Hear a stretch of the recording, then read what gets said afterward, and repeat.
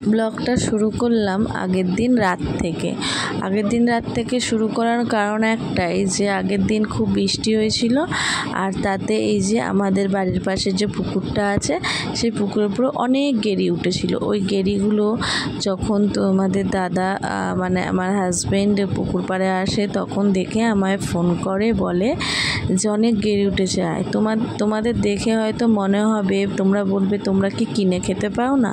কিনে তো খেতে পাই, কিন্তু এরকম আনন্দ, এরকম মজা আর এরকম অনুভূতি কোথায় পাবো বলুন? এই এনে বাড়িতে তাকে ছাড়িয়ে তারপরে সকালবেলা রান্না করে আপনাদের ভিডিওটা দেখাবো। এখন কিন্তু অনেকগুলো গেঁড়ি তুলেছি, হ্যাঁ প্রায় 5 কেজির মতো। ছাড়ানোর পর তখন 1-1.5 কেজি হয়ে যায়। কিন্তু এই আনন্দ, এই অনুভূতিগুলো তোমাদের দাদাদের সাথে আমি খুবই কম সময় কাটাই, বেশিরভাগই ও কাজে আর অফিসে থাকে। তো চলো, গুড মর্নিং, সকাল হয়ে গেছে। সকালবেলা ভিডিওটা একটা সুন্দর ফুল দিয়ে আরম্ভ করলাম, এসে মৌ ডেলি ব্লগে আবার একটা নতুন ভিডিও নিয়ে। তো আমি এই যে আমটা দেখাচ্ছি, আমটা দিয়ে আমের চাটনি করব বলে কুড়িয়ে নিয়েছি। কোরানোর পর আর এই যে গেঁড়িগুলো ছাড়িয়ে নিয়ে ভালো করে ধুয়ে ধায়ে এবার তরকারি করব।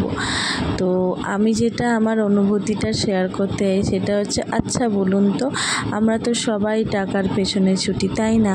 টাকা ছাড়া কিছুই না। খেতে গেলে টাকা, শুতে গেলে টাকা, পড়তে গেলে টাকা, বসতে গেলে টাকা, সব জিনিসে টাকা।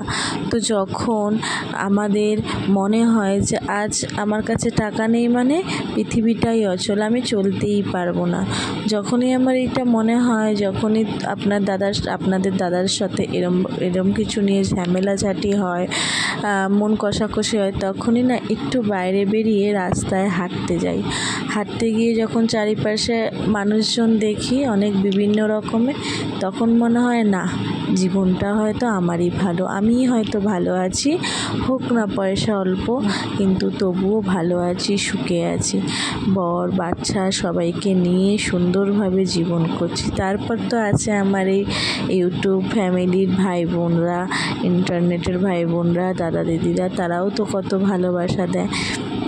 তখন মনে হয় আমিই যেন সর্বসুখী।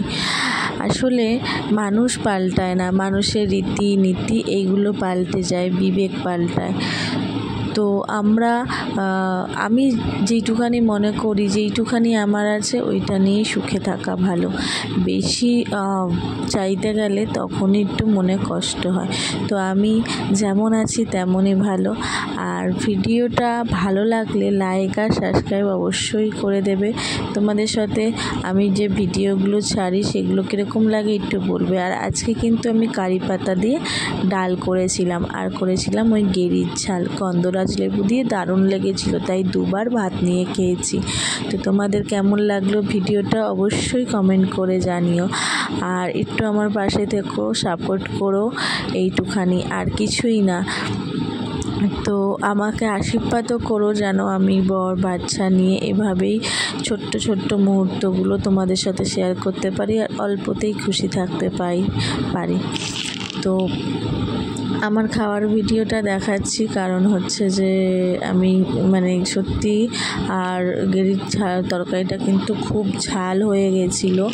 এতটা ঝাল আমি করতে চাইনি, কিন্তু ঝাল হয়ে গেছিলো। আর কিছুটা রেখে দিয়েছি, সেটা হচ্ছে আমার মেয়ের জন্য, আমি কালকে ওকে ঝোল করে দেবো।